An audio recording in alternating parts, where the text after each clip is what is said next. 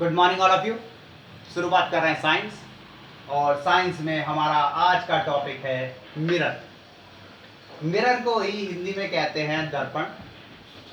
और दो तरह के दर्पण होते हैं, एक समतल दर्पण और एक गोल्य दर्पण।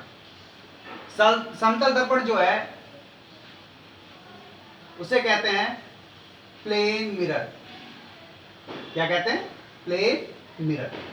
समतल दर्पण, इसकी पहचान क्या है?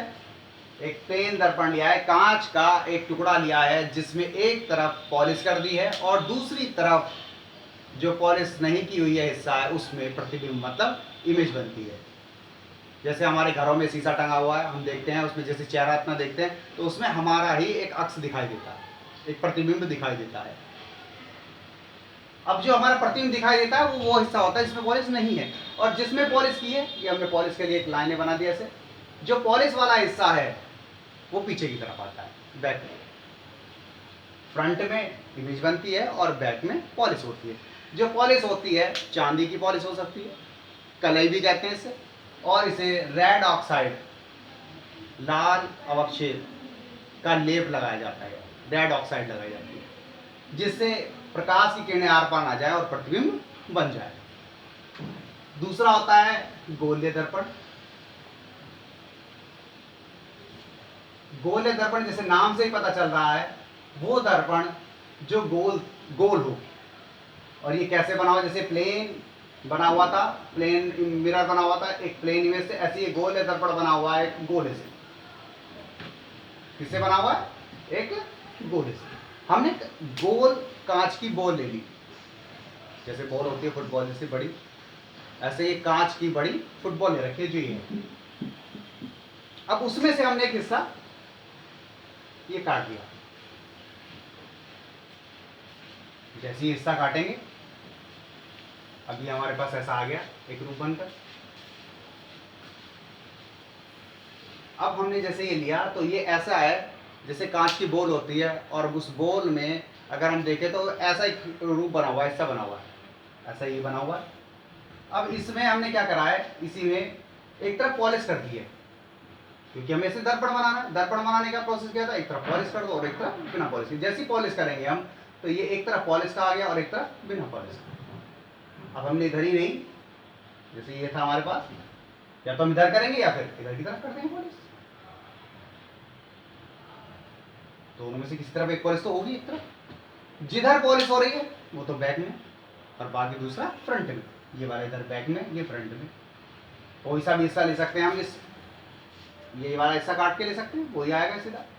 इसमें बस इमेज जो बनी हुई दिखेगी इधर को दिखेगी, लेकिन बनेंगे एक से ही। जैसे भी हम हिस्सा लेंगे कांच का एक कटा हुआ, उसके एक तरफ पॉलिश करेंगे तो दो तरह के दर्पण हमारे पास गोल्य दर्पण प्राप्त होते हैं।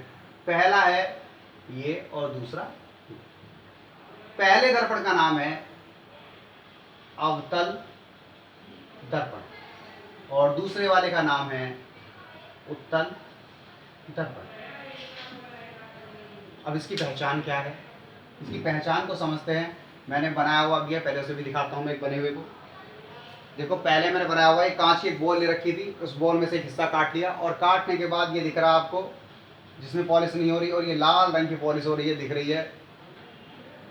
और इधर से प्रतिबिंब दिखेगा और इधर से पॉलिश हो रही है, बैक में रहेगा। जैसे ही प्रतिबिंब दिखेगा तो इसकी खास बात ये वाला है, ऐसे दिख रहा है, इधर पॉलिश दिख रही है और अंदर की तरफ से दबाव। तो अवतल दर्पण किसे कहेंगे?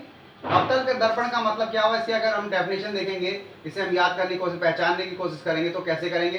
अवतल दर्पण किसे कहते हैं? अवतल दर्पण वो होता है जो कोनों से, जैसे चित्र में भी दिख रहा है और इसमें भी दिख रहा है, कोनों से उभरा हुआ और बीच में से दबा हुआ। क्या लिखूं? कोनों से उभरा हुआ और बीच में से दबा हुआ, इसे कहते हैं अवतल दर्पण। और अब बात कर रहे हैं उत्तल दर्पण की। उत्तल दर्पण किसे कहते हैं? उत्तल दर्पण के लिए भी मैंने बनाया हुआ ऐसा ही, फिर से देखेंगे जैसे इसमें था बिल्कुल वही सेफ है, ऐसे ही ये रही, और इसमें पॉलिश अंदर की तरफ और ये हिस्सा बाहर की, मतलब ये कोनों से उभरा हुआ कोनों से दबा हुआ और बीच में से उभरा हुआ। देखो कोनों से दबा हुआ है अंदर की तरफ को और बीच में से उभरा हुआ है। दिख रहा है उभार इसका? इसमें भी लिख देते हैं कोनों से दबा